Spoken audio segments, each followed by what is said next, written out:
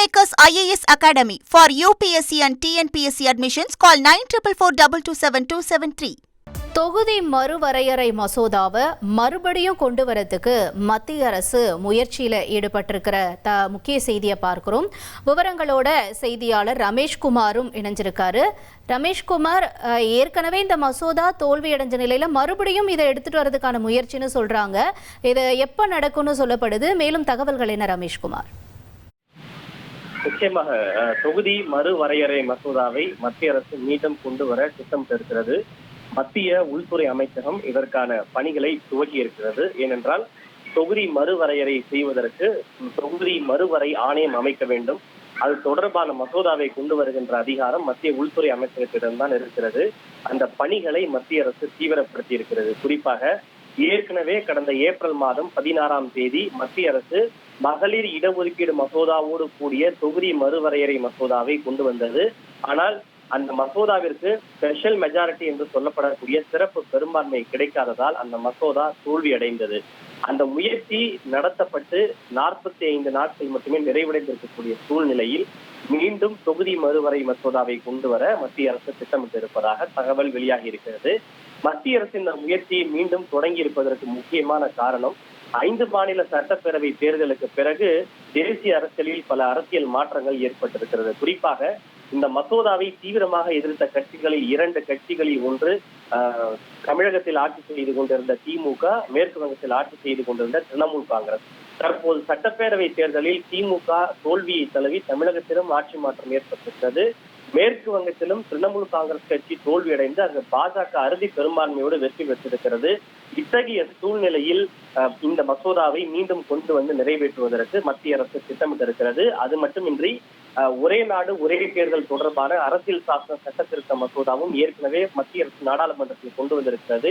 அந்த மசோதா நாடாளுமன்ற கூட்டுக்குழுவில் பரிசீலனையில் இருக்கும் நிலையில் விரைவில் அது தொடர்பான அறிக்கைகளை சமர்ப்பித்து இந்த தொகுதி மறுவரையறை மற்றும் இந்த ஒரே நாடு ஒரே தேர்தல் தொடர்பான 2 விஷயங்களையும் கொண்டு வந்து நிறைவேற்ற திட்டமிட்டிருப்பதாக கூறப்படுகிறது.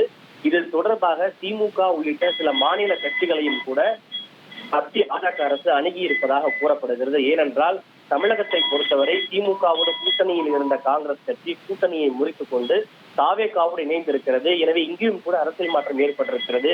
எனவே சில திமுக சொல்லக்கூடிய சில திருத்தங்களை மேற்கொண்டால் திமுக ஆதரவோடும் சில மாநில கட்சிகளின் ஆதரவோடும் இந்த மசோதாவை நிறைவேற்ற முடியும் என்று பாஜக அரசு கருதுகிறது.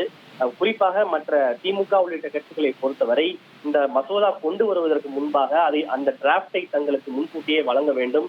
அது குறித்து தங்களோடு கலந்து ஆலோசனை செய்ய வேண்டும். தங்களுக்கு தமிழகத்தினுடைய பிரதிநிதித்துவம் பாதிக்கப்படக்கூடாது என்ற எழுத்துப்பூர்வமான உத்தரவாதத்தை வழங்க வேண்டும் என்று பல்வேறு விஷயங்களை சுட்டிக்காட்டியிருந்தார்கள்.